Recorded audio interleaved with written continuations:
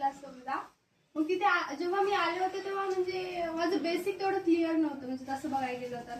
म्हणजे मी अभ्यास करायचे पण असं तेवढं क्लिअरिटीने नाही. म्हणजे मग इथं आलं ना, मग इथून मॅथ सायन्स सगळे सब्जेक्ट एवढं म्हणजे माधव सर मॅथ्स शिकवायचे. स्टार्टिंगला जेव्हा आले मला कळालं की एवढं क्लिअरिटीने पण समजून सांगतात आणि नंतर पर्सनली सुद्धा विचारतात की समजलं का, काय काय होत आहे असं. म्हणजे पर्सनली सुद्धा किती समजलं, किती काय झालं. मला आठवते ट्रिग्नोमेट्रीवर पेपर झाला होता, सगळ्यांना 0-0 मार्क्स आले होते. सगळ्यांना 0-0 मार्क्स, एवढा हार्ड पेपर आला होता. मग असं वाटतं सर एवढा हार्ड क्वेश्चन टाकतात, आपण झालं तरी आपल्याला वाटतं की आपल्याला आणखी काहीतरी शिकणं बाकीचं आहे. म्हणजे आपण सॅटिस्फाय नाही होणार असं की पेपर असा काढतील की आपल्याला असं वाटणार नाही की आता घडी माझा सगळा अभ्यास झाला. म्हणजे काहीतरी शिकण्याची राहतेच, म्हणजे किती आणखी तरी मला वाचायचं ते असंच. मग स्कॉलरशिपचं पण प्रिपरेशन चांगलं झालं एकदम. मला स्कॉलरशिपला पण चांगले आले होते, 196 समथिंग काहीतरी आले होते. इथे रोज स्कॉलरशिपचे एवढी प्रॅक्टिस घेतली होती. मग 8वी नंतर कसं 8वीच्या लास्ट मध्ये लॉकडाऊन आलं. लॉकडाऊन आल्यावर आम्ही मुखेडला गेलो आमच्या घरी. मग तिथून जेव्हा वापस आलो तेव्हा आमची रूम तिकडे शिफ्ट घेतली आम्ही रेंटवर. मग तिथून येणं जाणं होतच नव्हतं. मग 10वीला मला तिकडेच क्लास करावा लागला. मग 10वी तशीच झाली माझी. मग 11वी 12वीला मी RCC ला होते. मग 11वी 12वी तशी चांगलीच गेली होती. म्हणजे बायो केमिस्ट्री फिजिक्स, बायो तसं चांगलं जाते ज्यांचं 10वी पर्यंत चांगलं होतं बायो. सायन्स म्हणजे बायो एकदम इझीच आहे, फक्त त्याच्यामध्ये समजून घेणं एवढंच आहे बायोमध्ये. आणि केमिस्ट्रीचं कसं, केमिस्ट्रीमध्ये पण म्हणजे आपण जर 10वी पर्यंत चांगला अभ्यास केला ना, म्हणजे सगळे कन्सेप्ट क्लिअर ठेवले सायन्सचे, तर बरोबर प्रत्येक चॅप्टर समजून जाते तिथे.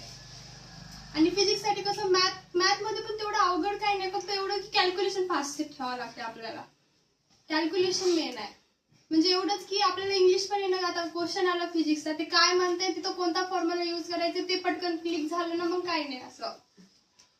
म्हणजे एवढंच आहे की आपल्याला आतापर्यंत, आता आपण काय म्हणतो 11वी 12वीलाच अभ्यास करायचा, पण तसं नाही. आधी सुद्धा बेसिक जर क्लिअर ठेवलं तर तिथं 11वीला काहीतरी समजणार आपल्याला.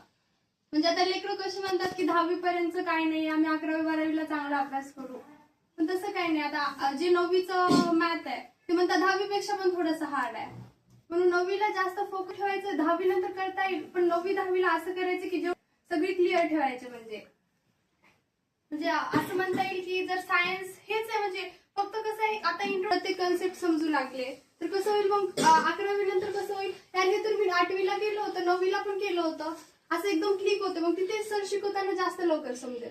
मग की मी हे चॅप्टर होता गडे मला आठवत नाही असं. मग तेच.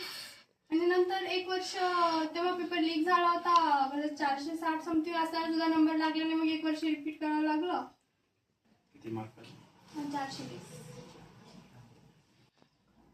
सायन्स का निवडली मग? मी सायन्स कारण 10वीला पण सायन्स मस्त जात होतं. मला मॅथ सायन्स मध्ये जास्त इंटरेस्ट होता. इतिहास भूगोल पण चांगलं जायचं, पण ते कसं त्याच्यामध्ये थोडा म्हणजे लिहिण्याचं म्हणजे ते थोडं समजत पण नव्हतं. सायन्सची गोडी केव्हापासून लागली? सायन्सची गोडी तसं म्हणायला गेलं तर इथे आल्यापासून मॅथची जास्त, मॅथ आणि सायन्स. म्हणजे की असं की कडे सायन्स सुद्धा समजू शकते समजलं तर एकदम, फक्त रट्टा मारण्यातून काही फायदा नाही. समजून घेतलं पाहिजे. हा, समजून घेतलं पाहिजे म्हणजे असं. आणि त्याच्या आधीच्या मी क्लासमध्ये होते तिथं कसं व्हायचं, जे एक्सरसाइजच्या खालचेच क्वेश्चन येतात मॅथचे, फक्त तेच घ्यायचे सर. मग तेवढेच रट्टा मारून तेवढेच पेपरमध्ये. पण इथं आल्यावर कसं झालं, सर कोणत्या पण बुक मधले क्वेश्चन टाकत होते, ते फक्त कन्सेप्ट मधला. आता ते बुक मधून शोधावं लागणार कुठून कोणता क्वेश्चन आला, तसं होतं. हा, मॅथ पण कसं म्हणजे फक्त कन्सेप्ट